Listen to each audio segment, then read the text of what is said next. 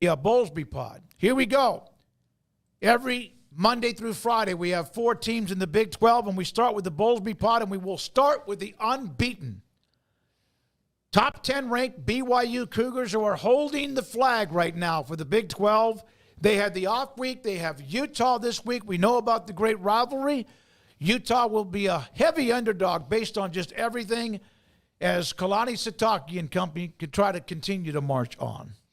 Yeah, I'm just impressed with them. And look, they've got the Holy War this week. I know that Utah is not where they want to be, but the bottom line is it's still the Holy War, and it's still late at night, and it's going to be loud and rowdy and all of that. So you have to mind your P's and Q's. You have to absolutely be on it.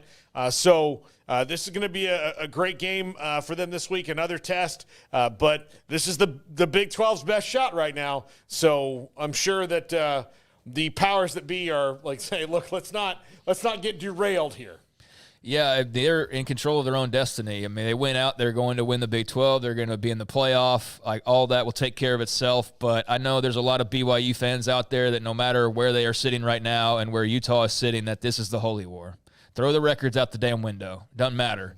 I think that shows in Vegas. They're 4-point favorites, guys. Mm-hmm. They're 4-point favorites. You'd think based on these two teams' records and their trajectories that it'd be a lot more than that, but it's not. So I think you're expecting a close game, and I think you definitely would lean BYU's direction, but I think BYU knows better than anybody that they cannot walk into this game feeling like it's just an automatic win. They know better than that. So this will be a tough one. I bet it'll be super physical, and I think Utah will throw the kitchen sink because they're going to have to, quite frankly, to try and have a hope of winning this game. And they'll have a hostile crowd looking to, like, when you're not having a great season, what's the best thing that you can possibly do? Beat your rival. Go beat your rival and ruin their season. So that's what Utah can do to save their season, is to go ruin BYU's season. Even though it wouldn't totally ruin it, you could at least knock that 0 off their loss record. So I'm expecting a great game, a nasty physical game, and a heated game. I'm also expecting BYU to ultimately win it, but it's the Holy War. Who knows? They're living good life right now, though, and if they can get past this test, then I think you feel great about the rest of the way. And they're playing good defense. They do things right. They had the time off, and hopefully they didn't lose any of their momentum from doing that. Now, let's go to the next one in line. Cincinnati, 3-2 in the conference, 5-3 overall. Lost their last game to Colorado. Very competitive game. Had the week off like a few teams did. And now they play West Virginia. There's a little bit of a series between these two. That game is in Cincinnati. Yeah, I think that this is not the best news for West Virginia, although they did get a win the last time out. But going to see Cincinnati, a team that has been pretty good at home, been pretty good overall, and kind of a surprise. I think that the Bearcats have surprised me, surprised most everybody, and I'll pick Cincinnati in this game without a problem because I think that they're due for a bounce back after a week off, and trying to get that bowl eligibility is where West Virginia, like I said, I'm going to stick to it. I don't know if there's anything that Neil Brown can really do, so Cincinnati better take advantage of a program that's kind of just driving in circles. Yeah, I think they're two pretty evenly matched teams. This is not a rivalry. They played a lot when they were in the Big East, and then last year was the first time they'd played since those days. So there was a long gap where they didn't play at all, and that got renewed. And I think the hope is that you can kind of, hey, you're familiar and you're close and you can be rivals, right? We need more on the East, and so I think you're hoping that develops into something, but not much in terms of recent history. I do think this will probably be a pretty tightly played game. I lean Cincinnati. I just think they're the better top-to-bottom team, and I think Brennan Sorsby has the ability to take advantage of that West Virginia secondary, but they also have the ability to run the football very effectively, and they play pretty good defense. So I like Cincy here. I do think it's like every game in the Big 12, but especially a game like this, I do think it's really a toss-up. Like the slightest of thing will give you that ultimate edge.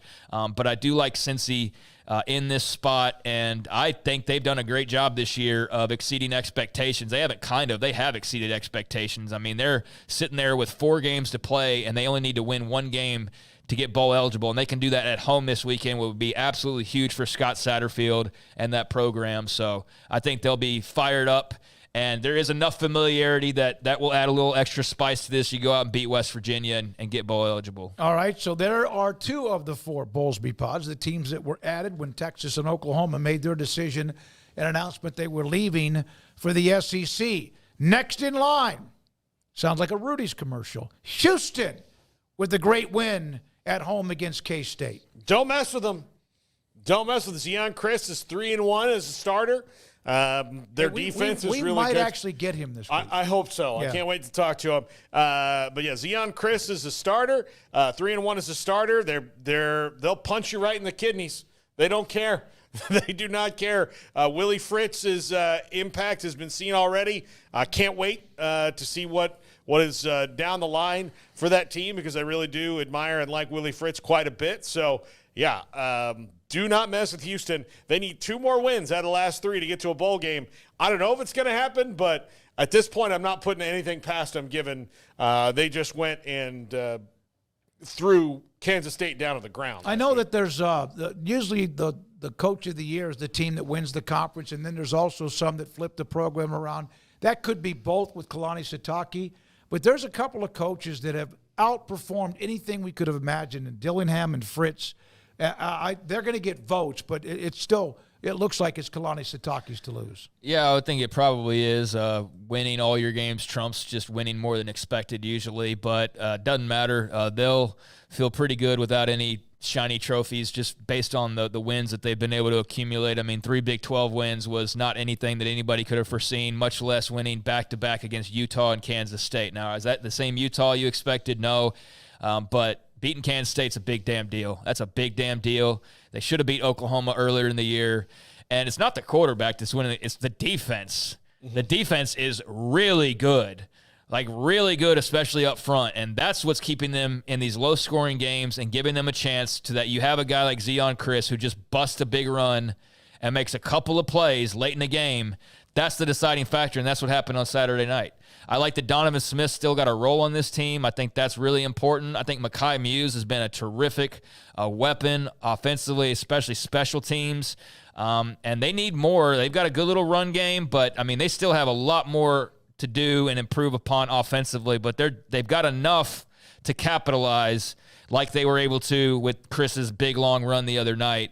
But yeah, that starts with the defense. That starts with the defensive line in particular, and that's where they are really dangerous and where you've seen them holding back-to-back opponents to under 20 points, which is not necessarily all that impressive because Utah's offense sucks, but it is impressive when you look at what Kansas State has typically been able to do, especially on the ground. So it's already gone past expectations. You couldn't have drawn it up too much better. Beating Oklahoma would have made it better. Winning every game would have been better.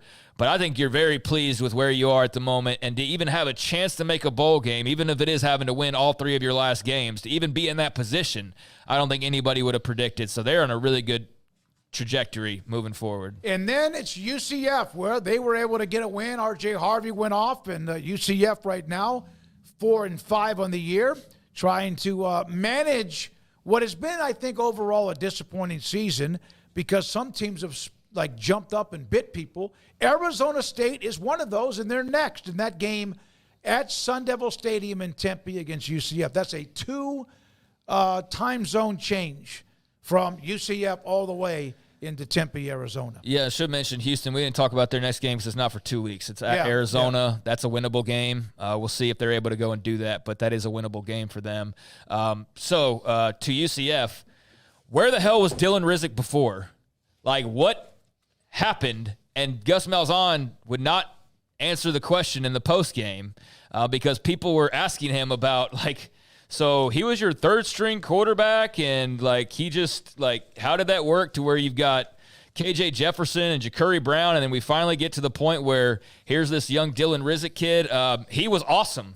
He was freaking awesome. He's the best quarterback that's played for them all year long, and it took all the way until the 8th, 9 games of the year. I don't know how that worked. Again, Gus wouldn't answer that, even though people were trying to pepper him to get, how was he third string? But you talk about night and day. I mean, my gosh, I would go back to those questions. But, yeah, he made a world of difference. They kicked Arizona up, down, left, right, all over Orlando, Florida. Space game, they always win the space game. They won it big, cool uniforms, big festivities, big performance from Dylan Rizek. R.J. Harvey had a huge, monstrous game like he typically does, but 184 and 3 touchdowns, so that's especially monstrous. And, like, you got a quarterback there that's able to throw the ball effectively. Your receivers suddenly looked damn good on Saturday. Like, imagine that. Yeah, they looked really good. I know what you're saying, but those guys are there every day, and there may be some reason that held him back. But well, I'm saying there's clearly a reason, Yeah. and Justin Malzahn's not saying what that reason is. Yeah. That's my whole point of them peppering him with questions. He didn't really answer it, but whatever it was, like, if it wouldn't have happened and this guy started from the beginning, they might be like 9-1 right, or 8-1 right. I'm not kidding. Like, did y'all watch him? Like, No, I did. 20 of 25, 294, 3 touchdowns, no interceptions, had 55 yards rushing. Like, that was an oasis in the middle of the desert compared to what quarterback play they were getting prior to that. So that made a world of difference. They had a transfer in, right?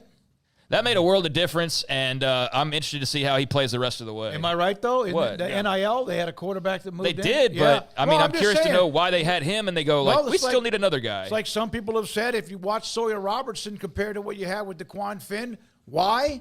Well, it was a bang-bang decision, right? Now, Rizek was down at the bottom on the depth chart. Well, something happened because they didn't just get one guy. They got 2 guys. Yeah, they did. They Yeah. got Ja'Cory Brown, too. So from I don't Miami. know what happened, but Dylan Rizek, at least for that week, he looked really good. Houston, by the way, team defense, 24th in the country. Yeah, they're You really mentioned good. 24th in the country. Yeah, that was something we even heard earlier in the year when they weren't actually putting wins together. UCF at Arizona State is going to be a really interesting game this weekend. That ought to be a hell of a contest. Sun Devils got Levitt back, and they looked really, really good. So that's 2 teams coming in off really good performances and 2 big quarterback performances. And, yeah, I think that ought to be a heck of a game on Saturday in Tempe. And if you're an Arizona State fan, Kenny Dillingham cannot make it clear. Y'all need to show up this weekend. Yeah. Like, they've won some games. Like, it's time to sell out. And I think he couldn't have made that more clear in his post game.